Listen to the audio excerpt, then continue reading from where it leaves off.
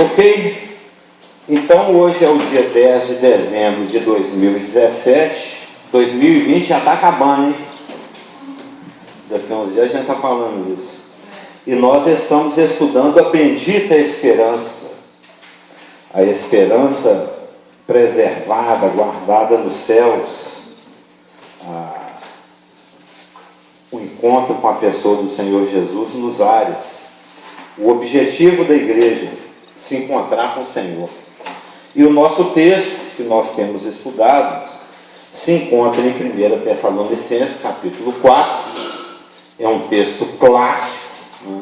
É a passagem clássica do arrebatamento da igreja. Eu não sei como que as pessoas que não creem no arrebatamento fazem com essa passagem. Ela é muito explícita. Né? Você sabe que já aconteceu. Quando?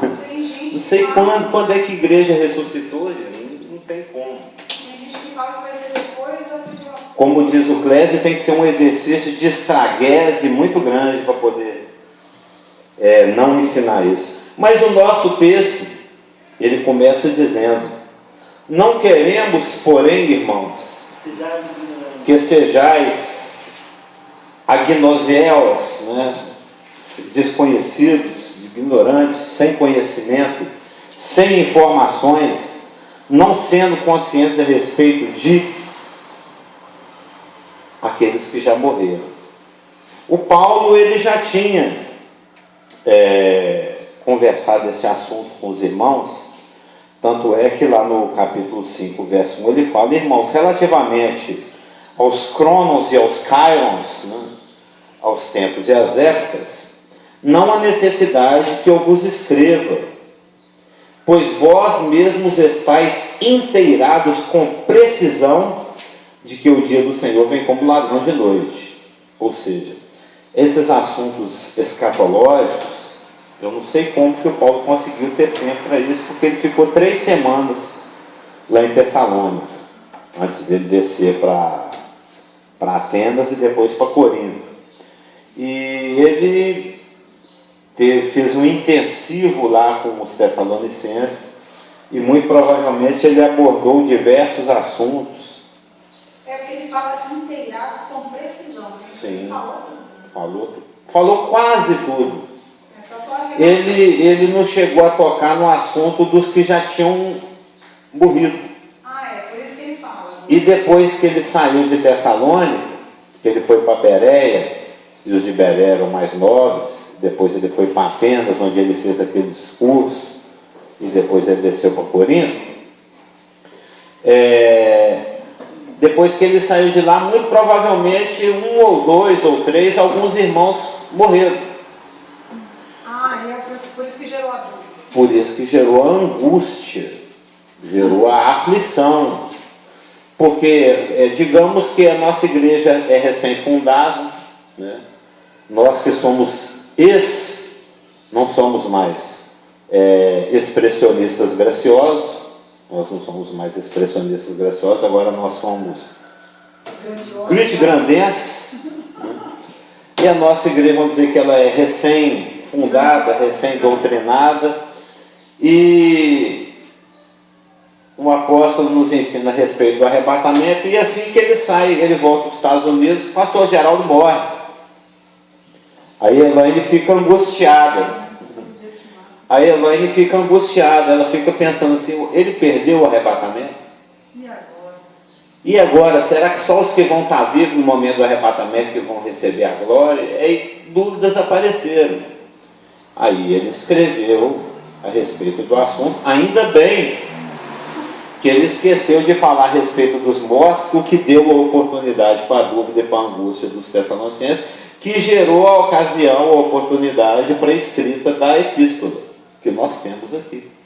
Senão até hoje estaríamos ignorantes a respeito desse assunto, mas não estamos, porque ele fala que eles já estão inteirados, e com relação a esse assunto ele agora vai iluminar, falar: não tem diferença nenhuma, os mortos em Cristo vão até primeiro, eles vão até primeiro no momento da glorificação, mas na sequência a gente também já é revestido de imortalidade, assim como eles serão revestidos de incorruptibilidade, e estaremos todos com o Senhor. Então consolai-vos uns aos outros com essas palavras. Ele diz lá no verso 18. Mas nós estamos aqui no início do estudo do nosso trecho, que vai dos versículos 13 ao 18, e ele vem falando, ele está iniciando o assunto, né? Ô, irmãos, não fica triste não, porque é só uma questão de informação, e eu vou informá-los. Não queremos, porém, irmãos, que sejais ignorantes com respeito aos irmãos crentes que já morreram, para não vos entristeceres como os demais, os incrédulos que não têm esperança.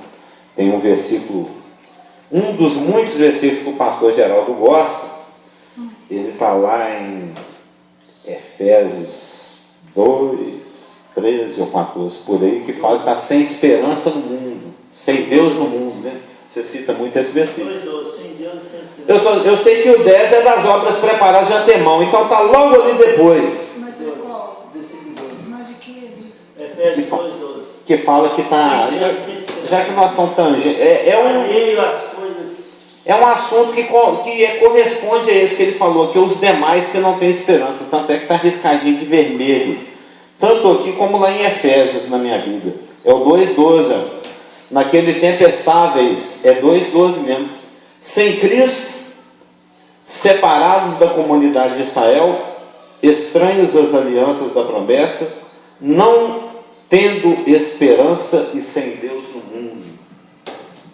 Não tem Deus, não tem esperança. Mas nós temos Deus, nós temos esperança. E nós não temos um Deus qualquer, não. Nós chegamos até esse Deus através da pessoa de Jesus Cristo. Através da pessoa de Jesus Cristo. Porque tem muitos outros Jesuses por aí, outros evangelhos, a gente sabe. Carlos, eu tenho uma pergunta. Cadê um microfone?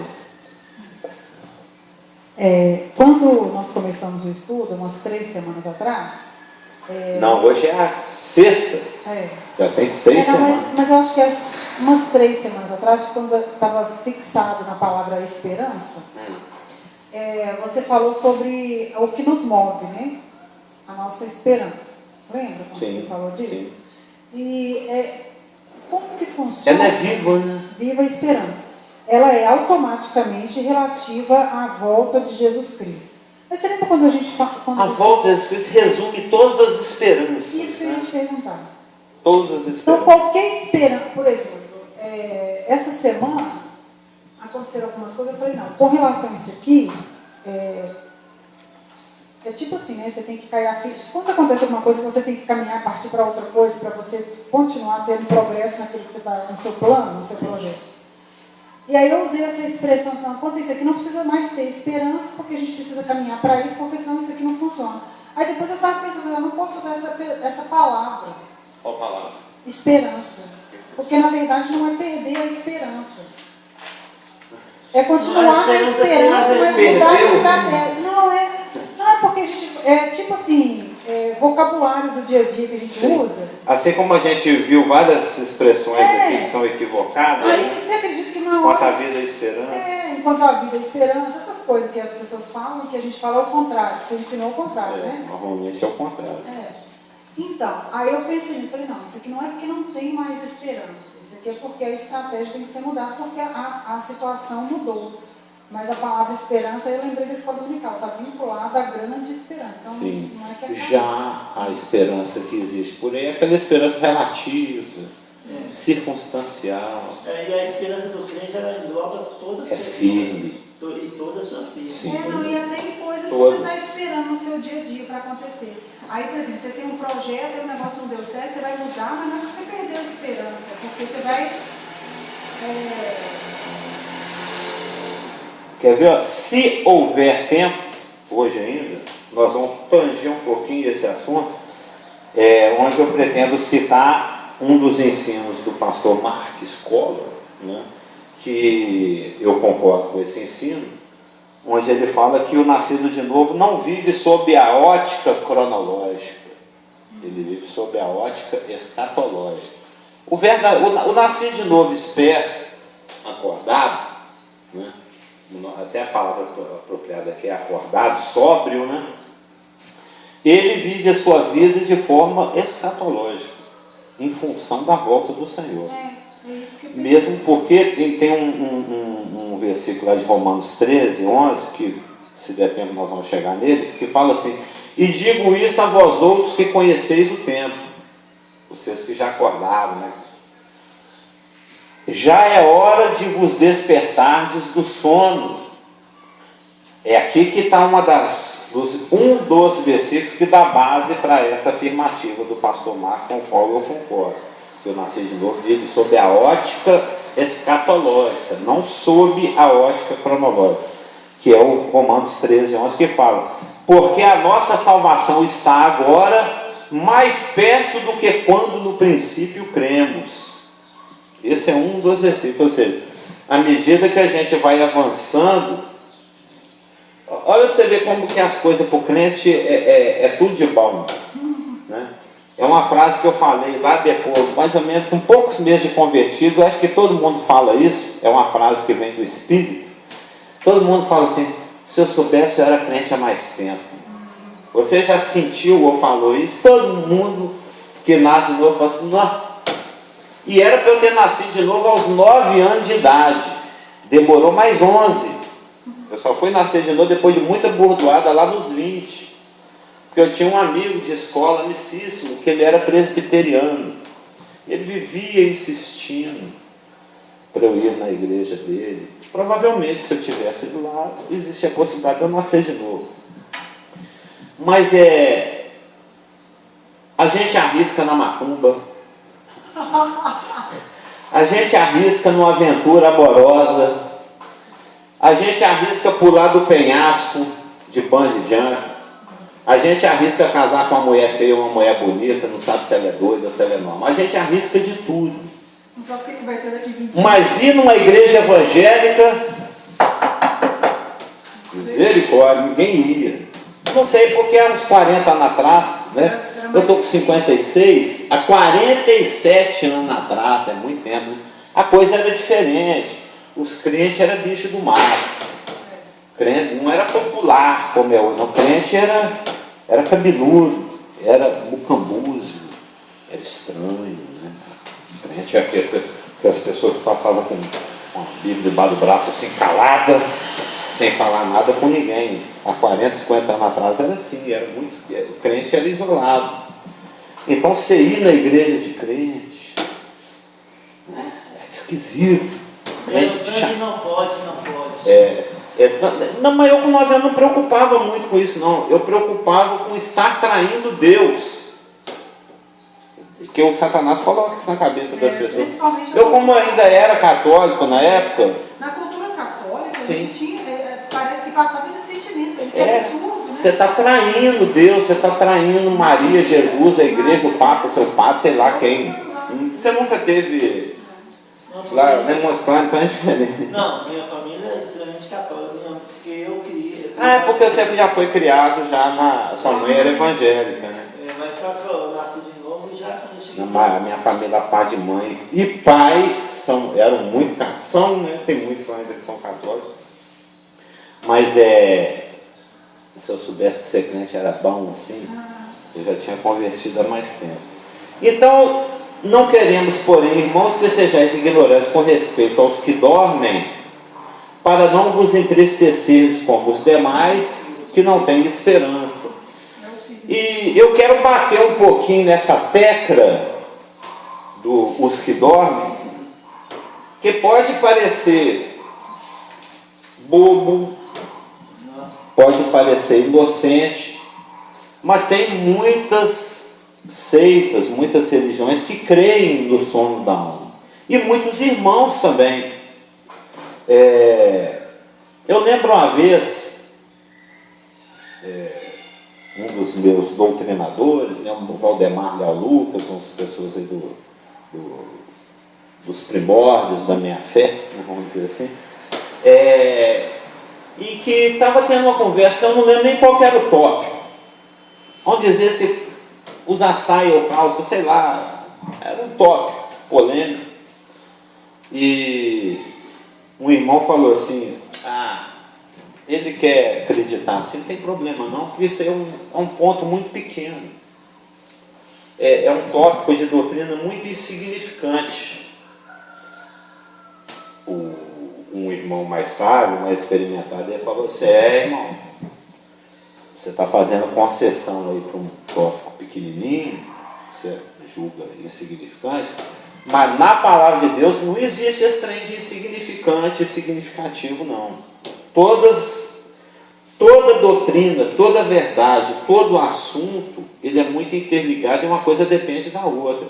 Hoje você pisa numa doutrina, ou ignora, ou mal compreende, ou despreza, sei lá, ou não dá muita importância para um tópico de doutrina pequenininho, mas isso aí é só o fiozinho da blusa de lã. É aí que Satanás começa a puxar. Muitas heresias, muitas seitas começaram com distorções de pequenos tópicos doutrinários, que aparentemente não é muito significativo. O pessoal foi deixando, aquilo depois foi corrompendo. É aquela famosa ditado que Jesus falou: um pouquinho de fermento, e Paulo também falou, leveda toda a massa. Você põe pano quente, você deixa para lá com relação a uma coisinha, isso vai crescer. Então esse tópico do sono da alma, aparentemente tanto faz. Tá, você morre e fica dormindo em Jesus, ou você morre, você está habitando e está lá com o Senhor, tanto faz, você está salvo do mesmo jeito. Mas isso acaba desdobrando em outras doutrinas, em outras afirmações não bíblicas, que no final Satanás tem um objetivo, que é negar aquelas verdades mais importantes a respeito da divindade de Cristo, a respeito da eficiência ou não da salvação, se ela precisa de obra ou não, e aí a coisa vai. Cadê o microfone? É só porque depois, se você lembrasse, que uma vez você comentou de um filme que você assistiu. Ah, sim. Foi uma coisinha de nada, e que depois de 3 gerações, não sei, a pessoa... Agora não lembro o nome do filme, eu indiquei recentemente. Indicou, aliás, eu não lembro o nome. É um filme bom. Eu vou relembrar. Eu já falar do princípio dele. É o do moço que viaja no tempo. Questão de tempo. Questão de tempo? Chama? Não é esse não. É porque quando a pessoa viajou lá para o futuro, ele descobriu que a discussão era em torno de se o Senhor é bom ou não, parece. É um negócio de igreja. Não, mas é questão de tempo mesmo no filme, é esse mesmo. Mas esse aqui que ele está falando é um negócio de advogado. O que você contou é sobre um negócio de igreja mesmo. Sim, de igreja. Dentro da igreja. Mas tem a ver com o tempo. A pessoa tem a ver com o tempo. E a pessoa era criança, com 9 anos. Sim. E aconteceu alguma coisa e não, mas isso é uma mentirinha, uma bobeira. Na igreja isso não vai fazer diferença. Aí passa 3 gerações daquela igreja e tem um problema muito grande que começou com aquilo. Tem esse filme, depois se você lembrasse, porque você falou na época, mas eu não gravei. Não, mas eu vou relembrá-lo. É isso mesmo, uma coisa que hoje é pequenininha, amanhã está gigante. Tem plantinha, por exemplo, eu cultivo algumas plantinhas no vaso. Uma vez eu plantei, uma pessoa me deu a pessoa estava chupando um jambo e me deu as 2 sementes. Planta esse trem. Eu plantei num vaso, num copo, tive que mudar de vaso, num copo, tive que mudar 3, 4 vezes de vaso. O trem vira não parava de crescer não. Eu tinha que jogar fora, de tanto que crescia. Já viu o pé de jambo? O pé de jambo diz que vira uma árvore mesmo imensa, maior que pé de manga. Mas no começo, apesar que a semente de jambo não é tão pequena assim, né? Mas em relação à árvore, né? Uma coisinha pequenininha que hoje... Jesus deu o exemplo da semente de mostarda. Sim. Eu tinha uma na casa por muito tempo, depois perdi. Depois fica grande. Então, essa expressão dormir, né? Não aos que dormem, como já foi dito, ela pode falar do sono natural, ela pode falar de relações sexuais, ela pode falar de sonolência espiritual, né? Ou pode falar também como uma figura de linguagem, que nós até comentamos aqui, o nome da figura é eufemismo, né, para amenizar. Quando fala, bom, cadê, igual aconteceu aqui, semana que vem, o pastor Geraldo morreu, não morreu, ele dormiu no Senhor. Bateu as coisas. É um eufemismo. É um eufemismo. Ameniza a coisa. E quando a gente vai, por exemplo, das 18 vezes que o verbo que nós temos aqui no nosso texto é o coimal. Coimal. E das 18 vezes que essa palavra, esse verbo dormir aparece no Novo Testamento, 4 vezes ele fala de sono natural e 14 vezes fala de sono figurado. Está falando de morrer mesmo. Por exemplo, quando a gente vai em Mateus 27, 52, que é uma daquelas passagens onde agora o Espírito Santo me iluminou, o que dorme é o corpo, né? Mateus 27, 52. Abriram-se os sepulcros e muitos corpos de santos que dormiam ressuscitaram. Quando você vai lá em João 11, passagem bonita, né?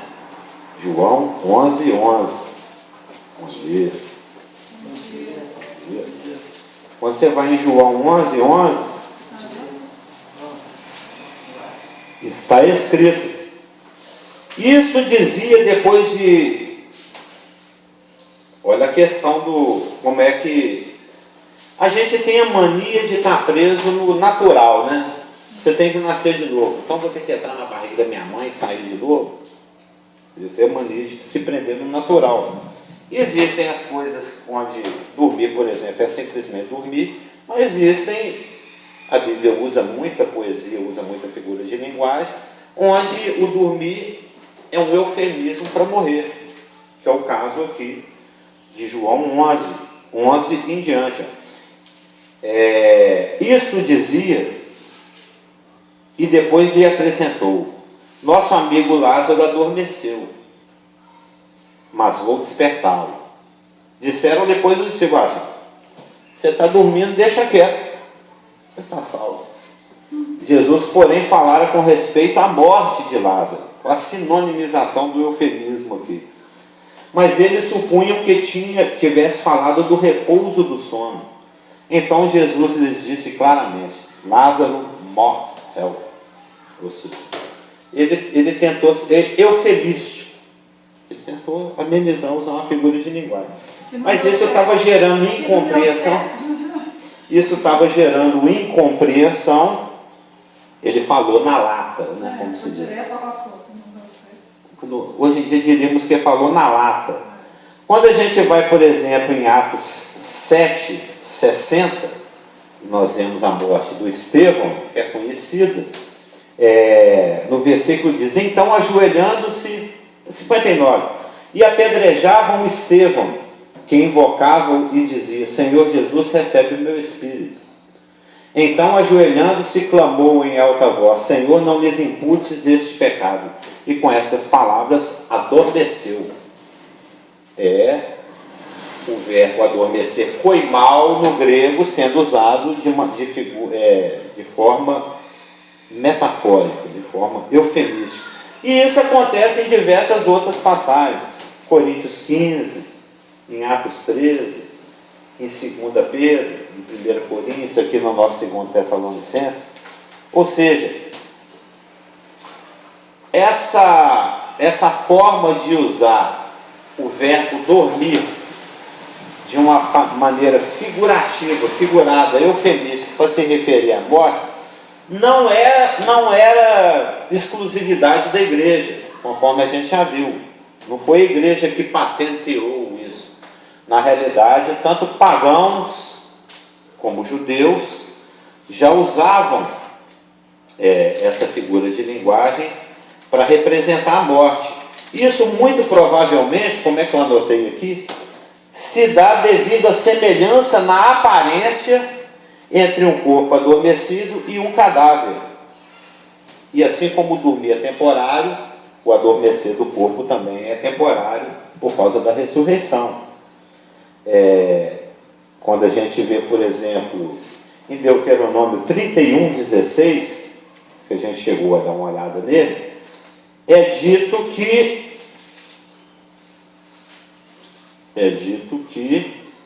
aqui Deuteronômio 31:16. Disse o Senhor a Moisés: eis que estás para dormir com os teus pais. E a gente sabe que o Moisés, alguns séculos depois, estava lá no Monte da Transfiguração, conversando com Jesus. Qual a conclusão que a gente chega? Que Moisés era sonâmbulo depois da morte. Ele estava praticando o sonambulismo eterno. Ou seja, a conclusão que a gente chega é que, mesmo depois de morto, apesar da palavra falar eufemisticamente que estamos dormindo, na realidade nós estamos conscientes. Porque senão, como é que o Paulo ia falar assim, não, eu estou aqui na dúvida se eu fico aqui pregando para vocês ou se eu vou morro logo e vou partir para encontrar com o Senhor, porque estar com o Senhor é infinitamente melhor. Como é que estar inconsciente, dormindo e não contemplando o Senhor pode ser melhor do que estar aqui convivendo dia após dia com Ele? Seria incoerente. É a conclusão que foi dita, que realmente o corpo dorme, sim, mas o espírito, a alma da pessoa está vivo. É o Mateus 27:52, corpos de santos que dormiam. O Daniel 12:2, dormem no pó. Nós sabemos, por exemplo, que Jesus disse para os saduceus: Deus não é um Deus de mortos, mas de vivos. E quando você citou na semana passada que o do Moisés, que você citou novamente, que ele ia dormir, né, ia morrer, né, que é a palavra para a morte. Sim. Ele é o eufemismo.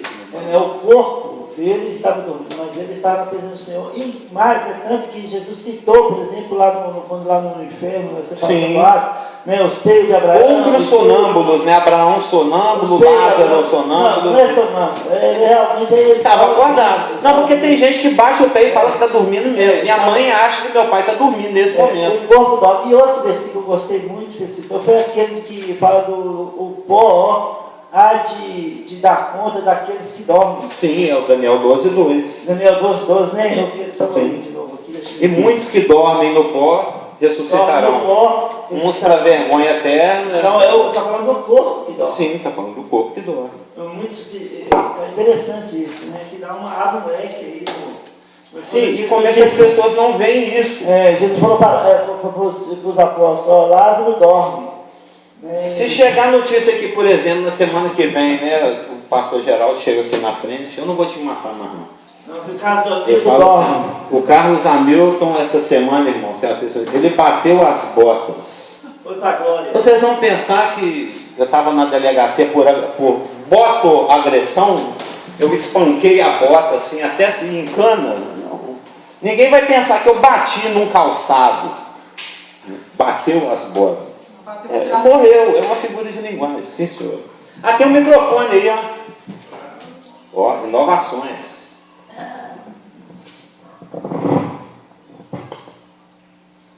Oi. Sim.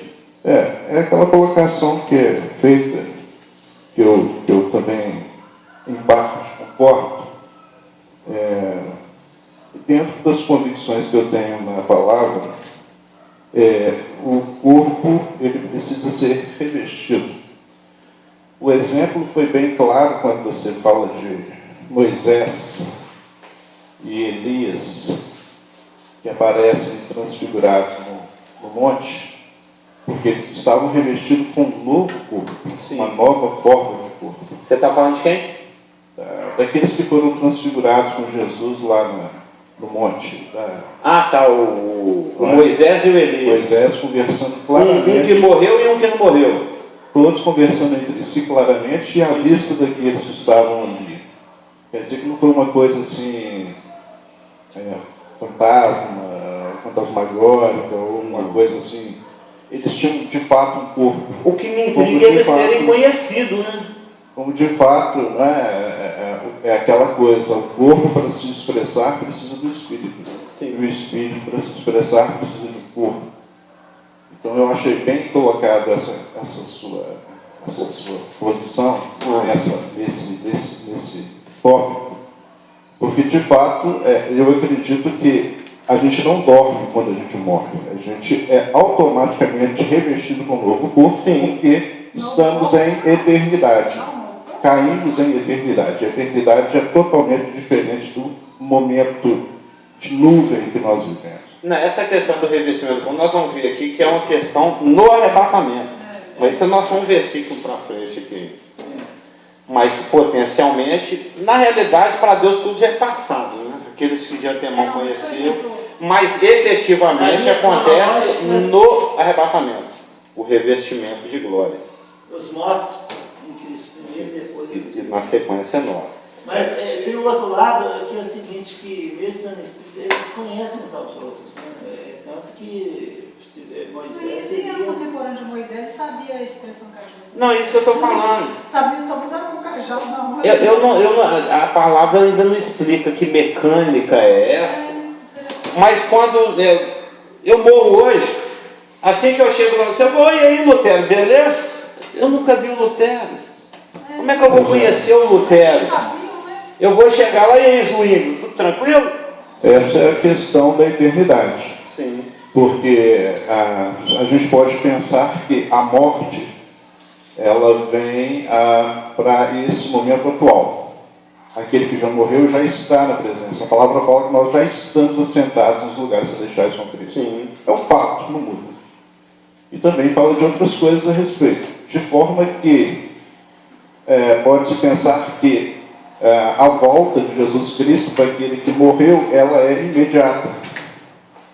Porque ele está na eternidade. Então, se está na eternidade, as coisas já aconteceram porque Jesus Cristo foi crucificado antes da fundação do mundo. Então, só saber pontuar as coisas para entender. Mas elas se manifestam em tempo, de forma cronológica.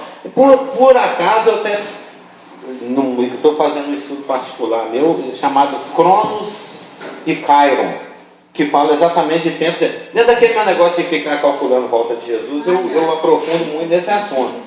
Então, eu gosto de estudar Cronos e Chiron, que fala exatamente de tempos e épocas. Tem um aparente paradoxo. Ontem eu fiquei mais doidão ainda, porque eu... Você não mudou seu relógio? Não, o Cronos é o tempo contado. O Kairos é o tempo aproveitado ou desperdiçado. É a oportunidade. Quando a palavra fala em Efésios 5, remindo o tempo, está falando de aproveitando a oportunidade. Está falando de voltar o relógio para trás, porque Cronos é diferente de Chiron. Mas ontem, por exemplo, eu vi uma palavra... sempre que se refere a algo eterno, a palavra é Chiron. E ontem eu achei uma passagem onde se fala de coisas eternas usando Cronos. Eu estou até meio doidão, eu estou estudando lá para ver o que acontece. Mas isso é outro assunto. Também é outro assunto, também, mas só a parte B do versículo, Efésios capítulo 1, para que nós somos predestinados para o louvor da sua glória. Então, Deus já nos vê já um povo revestido no louvor da sua glória, já é uma coisa eterna, uma eternidade. Sim. Mas nós, como você falou, estamos aqui em tempo cronológico. Mas Deus já nos vê dessa forma. Sim. Né, glorificados. Que é Romanos 8, 32. Porque Deus está fora do tempo. Né? Deus é eterno. Nós estamos presos em tempo. Sim. Mas Deus o eterno tem que se manifestar em tempo para ele se tornar efetivo. Que Jesus veio. Ainda que Cristo já tivesse morrido antes da eternidade, chegando à plenitude do Cronos, a plenitude dos tempos, ele teve que vir aqui, sair de dentro de uma mulher, crescer e sangrar lá no pedaço de madeira. Isso tinha que acontecer. Ou seja, a eternidade se manifesta dentro do Cronos, né? O Aiônio se manifesta dentro do Cronos através dos Chirons. Mas isso é outra história, isso é outro assunto. Eu queria dar uma olhada aqui numa passagem, porque nós temos falado do sono natural, nós temos falado do sono eufemístico, que é a morte, nós temos falado do dormir como relação sexual, do dormir como até hoje eu não achei a palavra, está até escrito, tem um risquinho aqui, ó, Outro texto onde o dormir está figurando a moral ou espiritual. Eu não achei a palavra. Cauterização, dessensibilização, despreocupação, carente de despertamento. Ainda está faltando a palavra. Mas fala de algo que o dormir também ele é usado nas Escrituras como um cochilo espiritual, vamos dizer assim, como uma perda de sobriedade, como uma embriaguez moral e espiritual. Eu não achei a palavra, mas os textos estão aqui. No próprio 1 Tessalonicenses, capítulo 4, a gente lê a respeito Porque nós temos dois textos escatológicos em sequência aqui em 1 Tessalonicenses. Nós temos 1 Tessalonicenses, capítulo 4, dos versos 13 a 18, que fala de arrebatamento, portanto fala de esperança. E depois no 5, de 1 a 11, ainda falando a respeito de assuntos finais, de assuntos escatológicos, o Paulo ele deixa de falar de assuntos relativos à esperança e começa a falar de assuntos relativos a julgamento. E eu até eu marquei de verdinho o que é pronome nós e o que é laranjadinho de pronome eles. Ou seja, a gente observa que quando Paulo para de falar de esperança para falar de juízo, ele para de falar de nós para falar deles. Isso concorda com inúmeras doutrinas, inúmeros pensamentos bíblicos, porque a igreja não passa pela tribulação, ao contrário de que alguns creem. No próprio Tessalonicenses capítulo 1, verso 10, fala: e para aguardardes dos céus o seu Filho, a quem ele ressuscitou dentre os mortos, Jesus, que nos livra da ira vindoura. Essa ira aqui é um termo técnico para tribulação.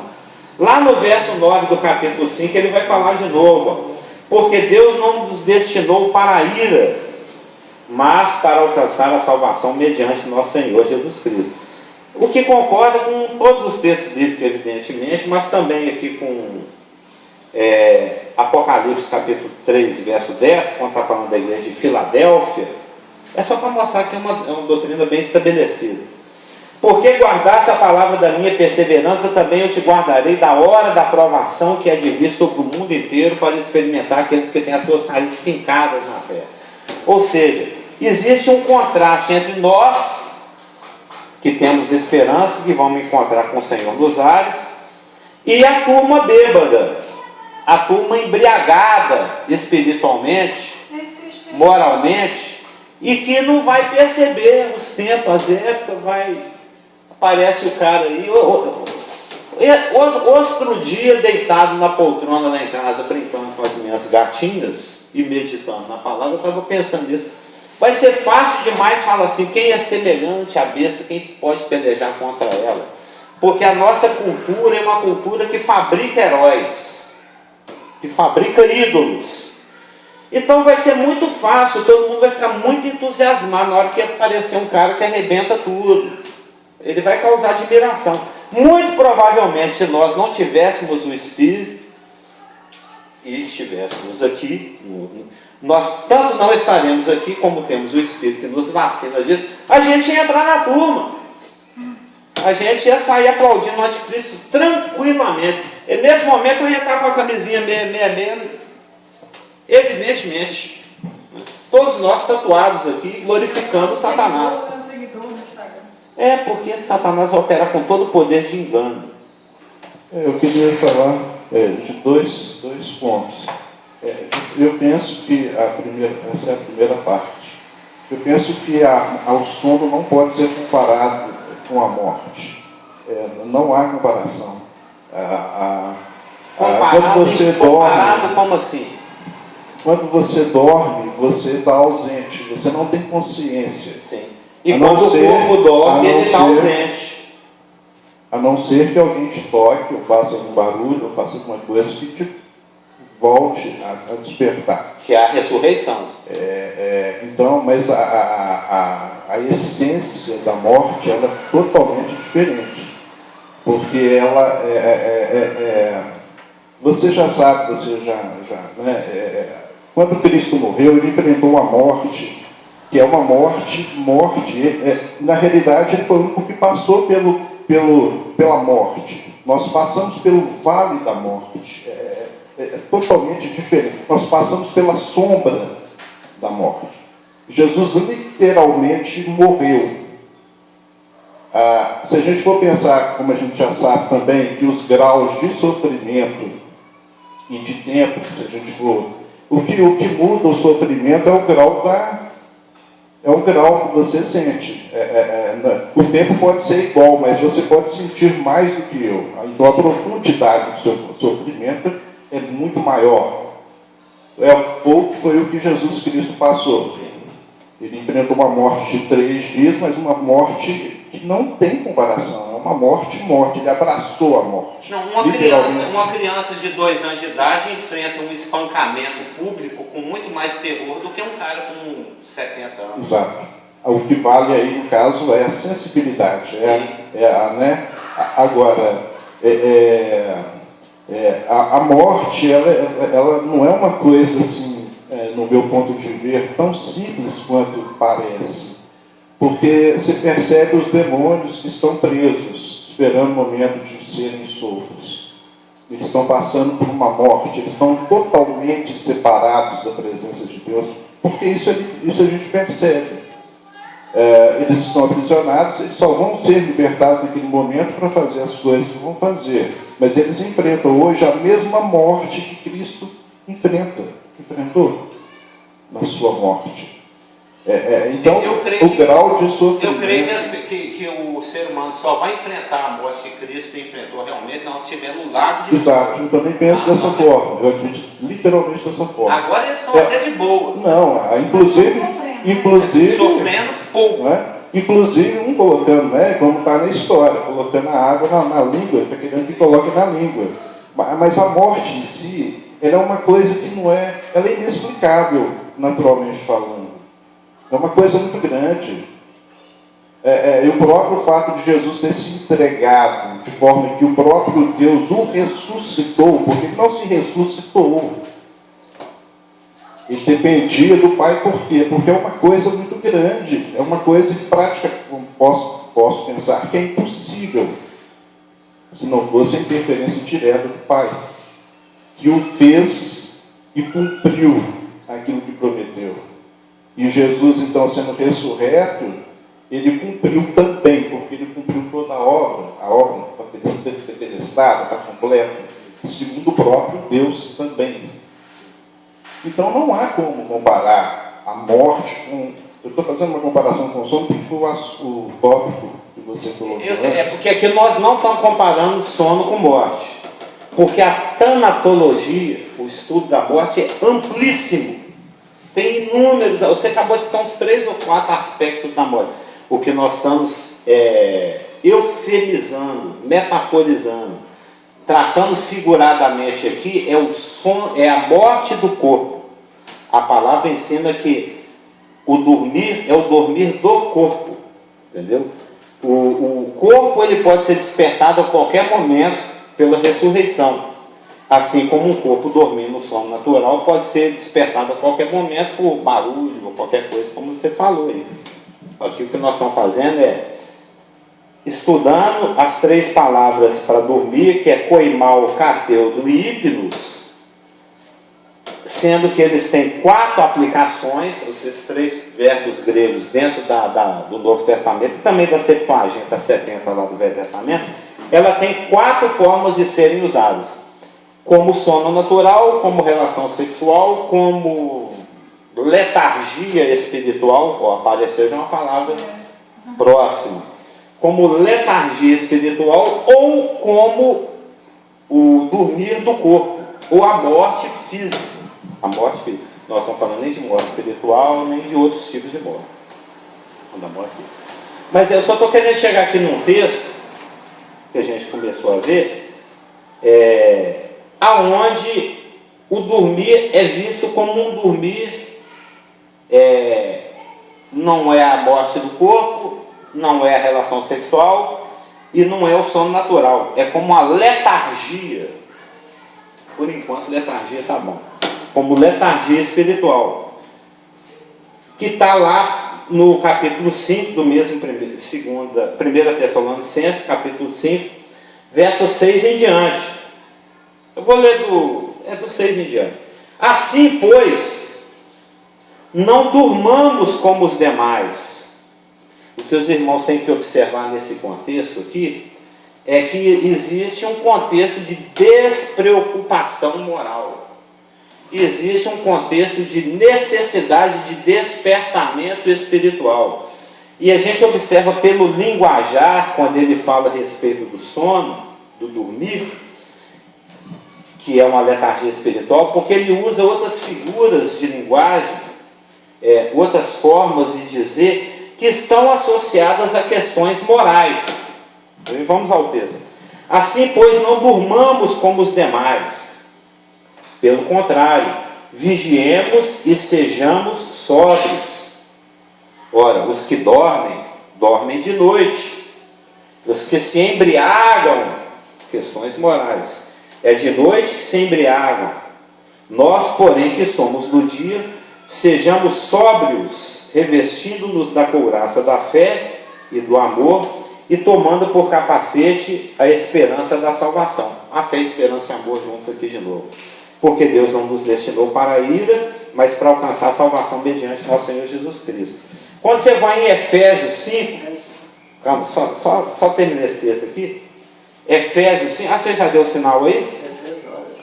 Efésios 5, só para mostrar a questão do dormir, letargia espiritual. Efésios 5, de 11 a 16, diz o seguinte, E não sejais cúmplices nas obras infrutíferas das trevas, antes, porém, reprovai-as, porque o que eles fazem no culto só referir é vergonha. O contexto é nitidamente moral. Mas todas as coisas, quando reprovadas pela luz, se tornam manifestas, porque tudo o que se manifesta é luz. Isso aqui foi rema para mim esses dias, tudo que se manifesta é luz. Pelo que diz, desperta tu que dormes.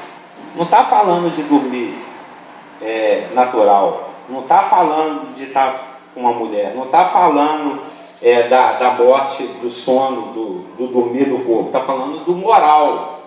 Desperta tu que dormes, levanta-te dentre os mortos e Cristo te iluminará. Portanto, vede prudentemente como andais, não como um idiota, né, que é o significado grego de asofoi, né, é idiota mesmo, é um cara sem noção que faz coisas estúpidas e sem sabedoria, e sim como sábios. Então deixa de ser um estúpido moral e passa a ser um sábio moral. Acorda. Se você é incrédulo, tem que nascer de novo. Se você é crente, você tem que tomar vergonha na cara espiritual, né? Amém?